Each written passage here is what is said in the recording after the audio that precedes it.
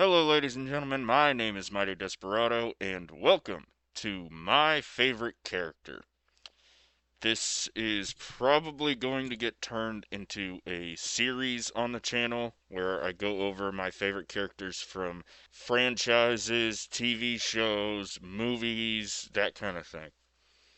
And we're starting off with possibly my favorite character of all time, and that's from the world of Star Wars. Darth Reven. Now, uh, a lot of you who know Star Wars will probably understand why he's my favorite character, but for those that don't and still know Star Wars, you might be thinking, why not Anakin or Obi-Wan or, one of the people in the actual movies? Well, because of the story he has, along with all of the context and everything that goes along with it. So, let's start off with firstly early life and the Mandalorian Wars. Now, we don't know a lot about Revan's very early life, but we do know that he joined the Jedi Order around the same age as pretty much every other youngling, so when he was like 2 or 3 or around there. Grew up at the Jedi Temple on Coruscant, was trained by Jedi Masters, you know the whole thing. Regular Jedi story. But all of that changes, uh, starts to change after he meets another Jedi youngling by the name of Alec. And Alec was a little bit taller, a little bit more bulky than Revan, but Revan had a much more tactical mind. Technically, you could say that Alec was a more masterful lightsaber combatant because he specifically studied Form 2 Makashi, which is the same form that Count Dooku used, and Ventress and all that. But even though technically Alec was more proficient in Form 2, the overall better lightsaber duelist was Revan because he used Form 5 and in all honesty was probably one of the best masters of Form 5, which if I remember right is called Nemon, which is the moderation form. It's pretty much take all of the um, strengths of each form and combine them all into one. You have no glaring weaknesses, but you have no overwhelming strengths either, which fits Revan's character to a T. They go on to live at the Jedi Temple, grow up, become best friends, all that. And then around 4,000 years before the Battle of Yavin, which is episode 4, the Mandalorian Wars happens, which is a massive thing where the Mandalorian Neo Crusaders, under the command of Mandalore the Ultimate, uh, starts, invading other planets across the galaxy, doing the whole, conquering thing. Because Mandalore the Ultimate was manipulated by the Sith Emperor Vitiate to do all of this. Which, by the way, Vitiate and the rest of the Sith are in a completely different part of the galaxy that nobody actually knows about at this point. Anyways, so the Republic and the Jedi Order get word that the Mandalorians are taking over a bunch of planets and trying to conquer the galaxy, pretty much. Um, the Republic immediately sends aid to those planets and starts gearing up for war. The Jedi Order, well, specifically the Jedi Council, senses that something else might be going on, so they decide to kind of take a back seat to it. Except for Revan. Revan and Alec actually are one of the very few at the Jedi Temple at the time who are pretty much just like, okay, the Republic are not going to be able to beat the Mandalorians by themselves. We need to help. So then Revan and Alec get into ideological differences with the Jedi Council, but because of Revan's charisma and the fact that he was probably one of the most popular Jedi at the temple, kind of like the Anakin Skywalker of his time, a lot of the Jedi in the temple, like the younger generation, look up to him and decide to, kind of start following him. He gets a little bit of leadership, that kind of thing. Especially Alec. Alec is pretty much like his de facto second in command, which you're going to see plays into a lot of what happens later on. Revan and Alec, after like a few months of the Jedi Temple Council being just not really dismissive, but just like, hey, let's take a back seat. We don't want to piss off the Mandalorians too much. That kind of thing. After a few months of that, Revan and Alec are just like, all right, screw this, we're gone. So they take off with a another Jedi named Mitra Surik, who goes on to be what we know as the Jedi Exile. The three of them and a bunch of other younger Jedi leave the Jedi Order, and then they go to, uh, help the Republic against the Mandalorians and see their first, I guess, real combat out of their lives. And over the course of the Mandalorian Wars, which is like 4 years of fighting, the Jedi Order pretty much like disowns everybody who went with Revan, including Revan himself and Alec, who now has to take on a new name of Malik so that he doesn't get arrested every time he goes on a Republic world. Revan avoids this identification because on one of the planets that he stops the Mandalorians at, he picks up a Mandalorian mask or helmet and gets a vision. And he sees a vision of this Mandalorian woman who is, like the rest of the Mandalorians are committing atrocities, pretty much forcing villagers off of this cliff. And she stands at the cliff and is just like, hey, this is kind of messed up. Let's stop. Mandalorians kill her, and turns out that's the chick whose helmet Revan is holding. So Revan puts on the helmet and says, until the Mandalorians are defeated, I'm wearing this helmet out of, I guess, like respect for her because she knew what they were doing was wrong.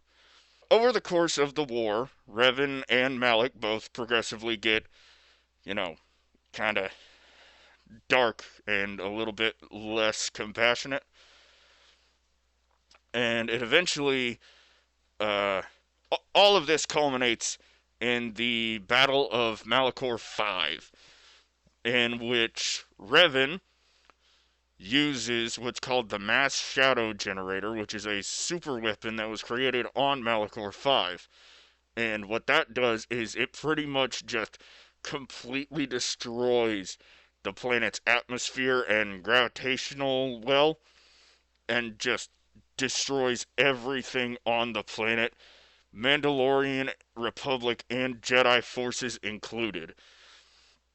So, after this, by the way, before he activated the Mass Shadow Generator, Revan actually defeated Mandalore the Ultimate in single combat and took his helmet, which was the symbol of Mandalorian authority at the time. And he literally, like, kind of threw it onto the like a trash world or whatever, and said, "Without the mask, they are nothing." Which kind of shows you how Revan has changed, because at the beginning of the war, he was super compassionate and literally was like a mixture of Anakin and Obi-Wan, kind of. But, anyways, so after the war, well, after the Mass Shadow Generator, Revan kind of has an epiphany where he was like, okay, I know that this guy was under the control or under the influence of a Sith Lord. Because during their battle, after Mandalore the Ultimate is defeated, he literally tells Revan about Emperor Vitiate. Revan leaves Malachor 5 with Malak and the rest of his forces, so all of the Jedi and Republic soldiers that were under his command. They take off and they go into what's called the unknown regions, and there they find a planet called Drummond Kaas, along with the rest of the secret Sith Empire and Emperor Vitiate. Malak and Revan get to Emperor Vitiate's throne room, and they're about to start fighting him, but Vitiate, being quite possibly the most powerful being in all of Star Wars lore, is able to infiltrate their minds and turn them to the dark side, even though they were pretty much already on the way there. Revan and Malak return to the galaxy after the Mandalorian Wars with their own Sith army, pretty much, and with orders from Emperor Vitiate to prepare the galaxy for him coming. They come back, and through means that we still don't know, break off from the control of Vitiate. They put together a star map and find what's called the Star Forge near a planet called Rakata Prime. What the Star Forge does is it is a force-powered factory that can make assassin droids and starships. And this is what Revan and Malak use to form their own Sith Empire. They go back to Korriban and take it over and make their own Sith Academy. They start waging war against the rest of the galaxy, and they actually make it pretty far until they are intercepted by a Jedi strike team. And by the way, during all of this, Malak tried to take over command from Revan in a duel and lost, thereby losing his lower jaw. So, like, this whole part of his face is now cybernetic. That goes to show you that Malak is not too particularly happy about being second in command. That comes back into play later and plays into his downfall. Revan and Malak go blazing through the galaxy, taking over planets and systems and even entire sectors, and then they keep going until they're intercepted by a Jedi strike team involving a young Jedi Knight named Bastila Shan. And this is where, let's be honest, Revan probably would have won if Malak wasn't such a little turd, because he noticed that the Jedi strike team had made it to the bridge of Revan's ship, and so he decided, kill two birds with one stone, I'm just going to fire on Revan's ship. This knocks out Darth Revan, and he would have died if it wasn't for Bastila Shan using the Force to heal him, and in some way that we're still not sure, creating what's called a Force bond, which is pretty much like, you know, the soul merging that you have in like a bunch of other media? It's pretty much that. So, yada yada yada. We pick up with Revan about a year or two later. He has now lost his memories and is now under the impression that he is a soldier in the Republic. He ends up crash landing on a planet called Terrace, which is pretty much like off-brand Coruscant. He finds Bastila Shan there, gets her away from a bunch of street gangs who captured her. Then they go to Dantooine, which has the Jedi Academy on there. Revan finds out that he's Force sensitive, you know, trains, that kind of thing, pretty much starting to get his skills back. Yada yada yada. Move forward in the game. This is Knights of the Old Republic, by the way. And he over the course of a few months, pretty much rediscovers the star map for the Star Forge. But right as they're about to go get the last piece, Malak intercepts them, captures them, gets them all on his ship, tells Revan who he actually is. Bastila admits to lying to him, which over the course of the game, Bastila and Revan have kind of started falling for each other. And yada yada yada. Bastila ends up getting left behind on Malak's ship because she was holding him off. They get the last piece of the star map, head to Rakata Prime, go to Rakata Prime, start like working towards getting up to the Star Forge because their ship got damaged. They go to these ruins, find the piece that they need to fix their ship with.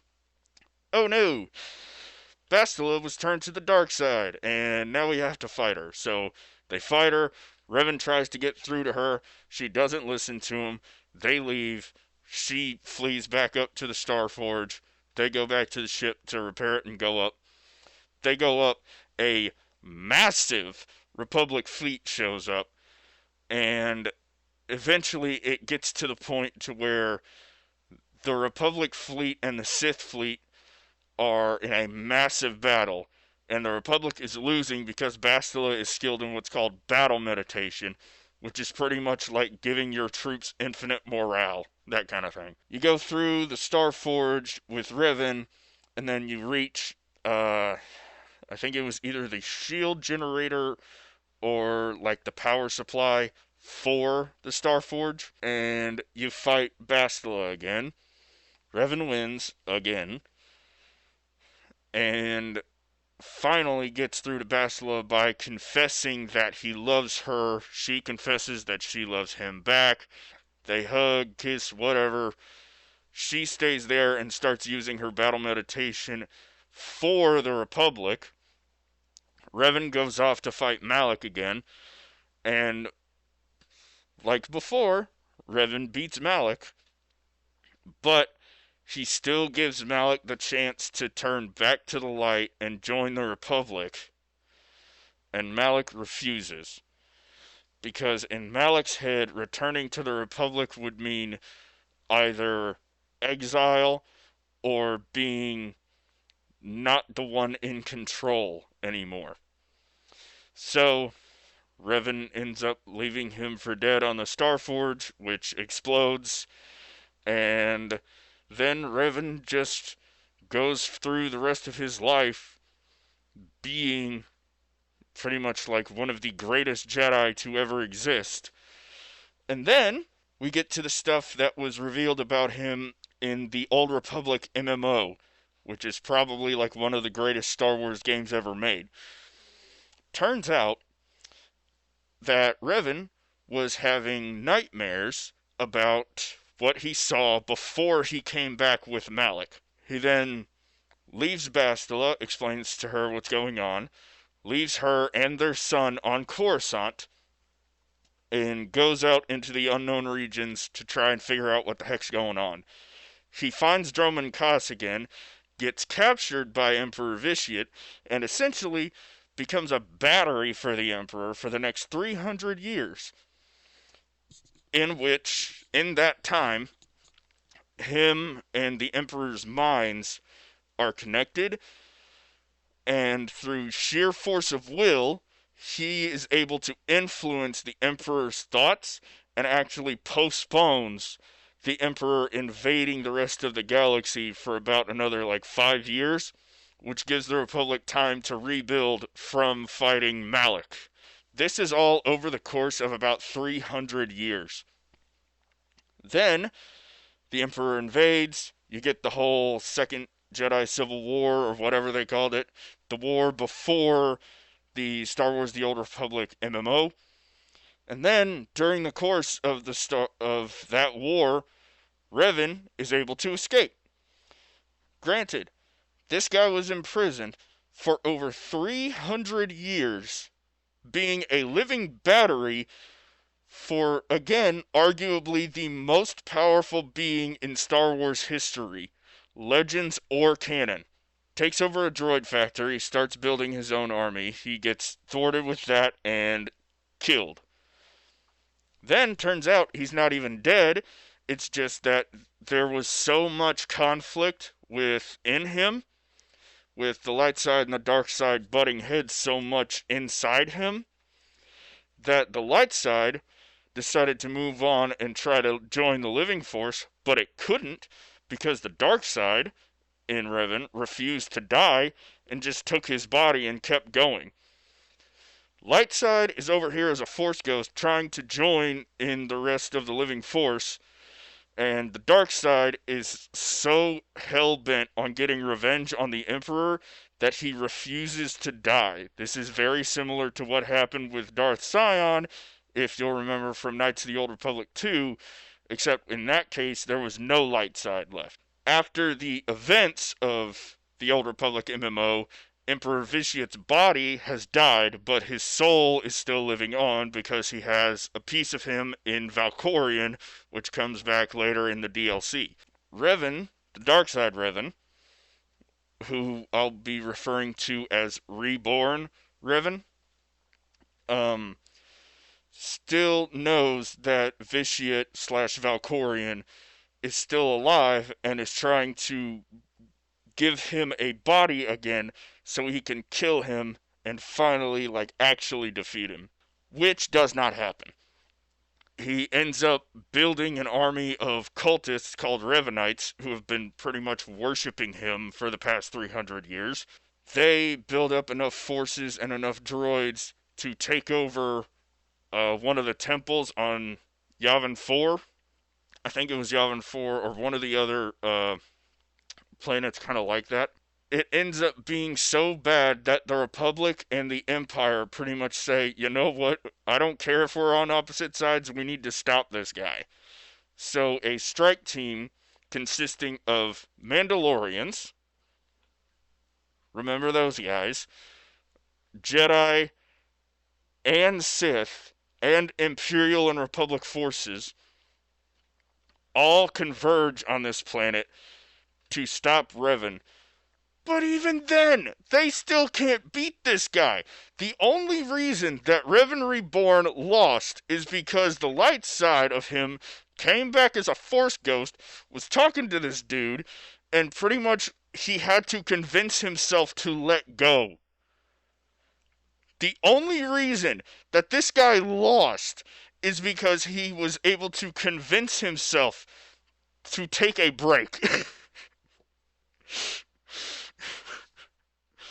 And this is the reason why Revan is one of my favorite, is literally my favorite character in Star Wars.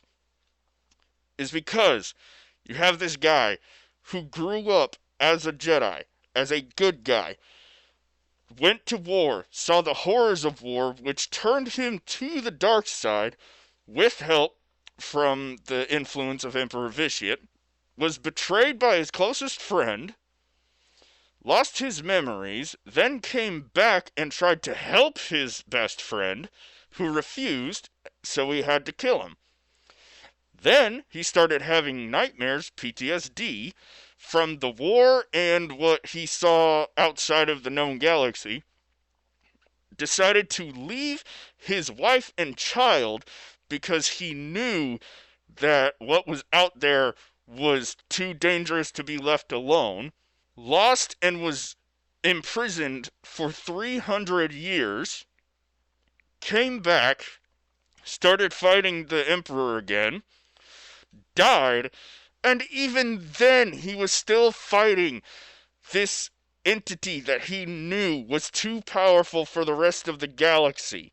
That, in my opinion, is one of the most inspirational stories if you take it into a whole. This guy has been fighting the same enemy for over 300 years, and the only reason he stopped is because the light side part of him that was literally just trying to die and couldn't because this part refused to, the light side came back over here and convinced him, hey, they can take care of it, we can rest now. That, in my opinion, is why Darth Reven is my favorite character. Alright, see ya.